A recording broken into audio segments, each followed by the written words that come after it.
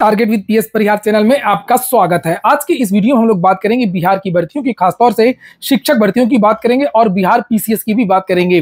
तो वीडियो को जल्दी से लाइक कर दें, शेयर कर दें और जिन छात्रों ने चैनल को अभी भी सब्सक्राइब न किया हो तो जल्दी से सब्सक्राइब कर लें ताकि आप लोगों को इसी प्रकार की ऑथेंटिक अपडेट सबसे पहले मिलती रहे। बिहार शिक्षक भर्ती में 1,70,000 पदों के सापेक्ष 1,22,000 विद्यार्थियों का परिणाम जारी कर दिया गया। और परिणाम जारी होते ही जैसा कि हमेशा से भर्तियों में होता है और इस भर्ती में भी बहुत सारे विवाद आ गए। सबसे बड़ा विवाद तो ये रहा कि एक ही विद्यार्थी का कई में चयन हो गया। विद्यार्थी इसके लिए बहुत सारा धरना प्रदर्शन आंदोलन भी कर रहे हैं बीपीएससी के बाहर और विद्यार्थियों का यह भी आरोप है कि बहुत सारे ऐसे विद्यार्थियों का चयन हो गया है जिनके नंबर जो योग्य विद्यार्थी है उनसे कम है। कम नंबर वाले का चयन हो गया है, अधिक नंबर वाले बाहर हो गए, एक विद्यार्थी का कई जगह चयन हो गया है। ये सब जो भी झोलमोल है ये क्यों हुआ है, इसके बारे में बीपीएससी के चेयरमैन ने जवाब दिया है। जैसा कि बीपीएससी के जो चेयरमैन है अतुल प्रसाद, वो हमेशा से ही ट्वीट के माध्यम से बहुत सारी जानकारियां शेयर करते रहते हैं विद्यार्थियों के साथ, जो कि बहुत अच्छी बात है और जवाब भी देने की कोशिश करते हैं। तो यहाँ पर जैसे विद्यार्थियों का क्वेश्चन है कि मेरे नंबर क्वालिफाइंग कट ऑफ से अधिक होने और भी कुछ रिक्तियां होने के बावजूद भी मैं सफल क्यों नहीं हुआ, तो इसका जवाब इन्होंने यहाँ नीचे बताया है कि दस्तावेज सत्यापन में अयोग्य 10,000 से अधिक को अयोग्य घोषित किया गया है। तो हो सकता है कि डॉक्यूमेंट वेरिफिकेशन में कोई कमी रह गई हो, इसलिए ज्यादा नंबर वाले विद्यार्थी को बाहर कर दिया गया हो। ये इनका जवाब है। दूसरा प्रश्न इनका है कि कुछ सफल अभ्यर्थियों से मेरी संख्या अधिक होने के बावजूद मैं सफल क्यों नहीं हुआ हूं। तो नीचे ये बताया गया कि भाषा के पेपर में असफल करीब 4800 लोग भाषा के पेपर में असफल हुए, तो भाषा में ही कुछ विद्यार्थी बाहर हो गए। ये जवाब है। तो हो सकता है कि इसी सूची में आपका भी नाम हो। तीसरा, कुछ बीएड के अभ्यर्थियों को पीआरटी में सफल क्यों घोषित किया गया है। मेरे पास भी बहुत सारे विद्यार्थी हैं, फोन आए हैं और प्रयागराज के विद्यार्थी हैं, वाराणसी के भी विद्यार्थी हैं, जिनका ये कहना है कि सर मैं क्या करूं, मैं जाऊं कि ना जाऊं। मैंने बीएड पास किया है और मेरा भी सफल जो उम्मीदवार हैं उनकी जो लिस्ट है, उनकी जो सूची है उसमें मेरा भी नाम है। तो यहाँ पर इसका जवाब दिया गया है। ये देखिए यहाँ पर कि लगभग 10,000 बीएड अभ्यर्थी डिप्लोमा धारक भी हैं। तो इनका यह कहना है कि ऐसी बीएड धारक जो विद्यार्थी साथ में बीटीसी या डीएलएड किए हैं उन विद्यार्थियों का भी चयन हुआ है। लेकिन जहां तक मेरी जानकारी है कि ऐसे विद्यार्थी का चयन हुआ है जिन्होंने डीएलएड या बीटीसी वगैरह कुछ भी नहीं किया है, लेकिन केवल बीएड किए हुए उन विद्यार्थियों का भी पीआरटी में चयन हुआ है। मेरे पास रिकॉर्डिंग है और बहुत सारे विद्यार्थियों ने फोन किया है। अब ये पता नहीं कैसे क्या हुआ है। और अगला है कि सीटेट के असफल उम्मीदवार को पीआरटी में क्यों सफल घोषित किया गया है। तो नीचे उसके बारे में यहाँ पर लिखा हुआ कि सीटेट में शामिल होने वाले उम्मीदवारों को सीटेट में असफल हो गए हैं, ये देखिए लिखा है, उनको पीआरटी डीवी के दौरान बाहर कर दिया जाएगा।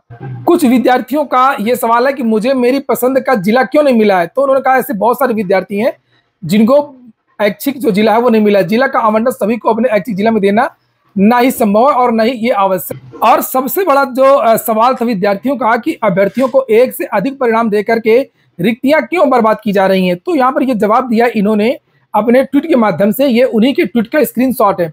अभ्यर्थियों को एक से अधिक परिणाम दिया गया ताकि डीवी के समय किसी एक में असफल होने पर या दूसरी नियुक्ति से भी वंचित ना हो जाए। ऐसी रिक्ति को इसी चयन प्रक्रिया में वेटिंग लिस्ट से भरा जाएगा या अगली प्रक्रिया में यह राज्य सरकार के निर्णय पर निर्भर करेगा।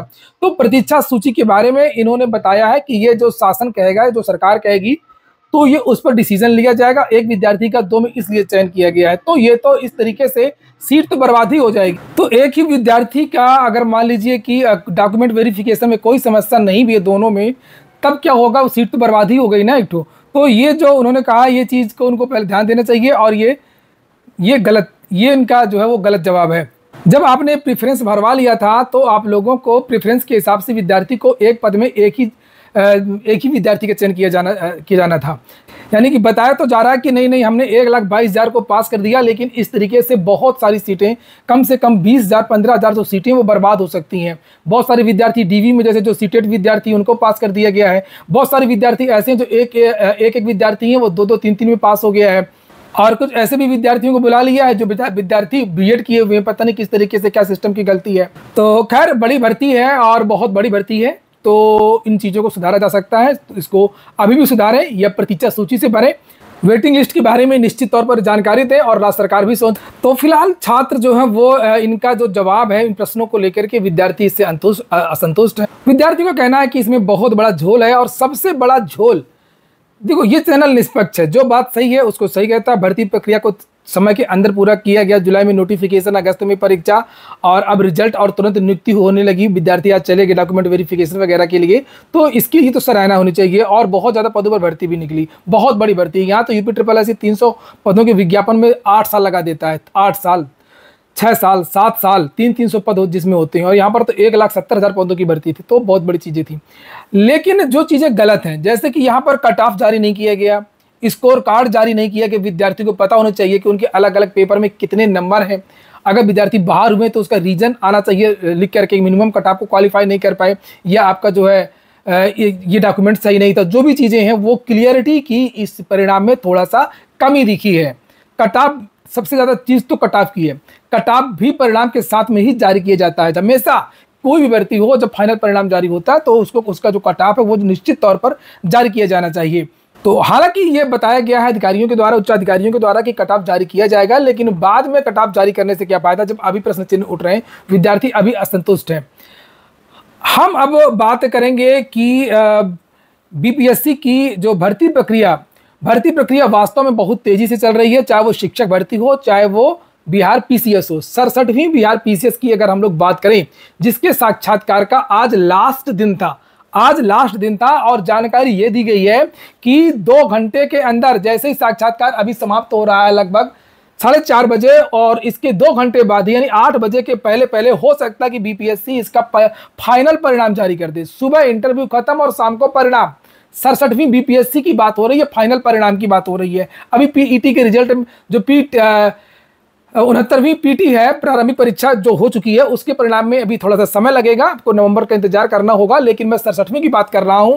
67वीं का फाइनल परिणाम आज ही शाम को बीपीएससी जारी कर सकता है। बीपीएससी 67वीं के रिजल्ट को जारी कर दिया जाएगा। आज अभ्यर्थियों के इंटरव्यू का अंतिम दिन है और कुल 802 पदों पर 24 श्रेणियों में बहाली की जानी है।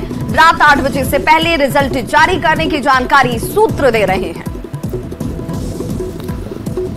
और देखिए, और यहाँ पर सबसे बड़ी बात यह है कि पदों की संख्या भी जबरदस्त रहती है। बिहार उत्तर प्रदेश से लगभग आधा है, पॉपुलेशन में आधा है। भर्तियां उत्तर प्रदेश से 2 गुना 3 गुना आती हैं। अगर हम लोग पीसीएस की बात करें, ये जो 67वीं बीपीएससी का परिणाम जारी होना है, इसमें 802 पद हैं, 802 पद हैं।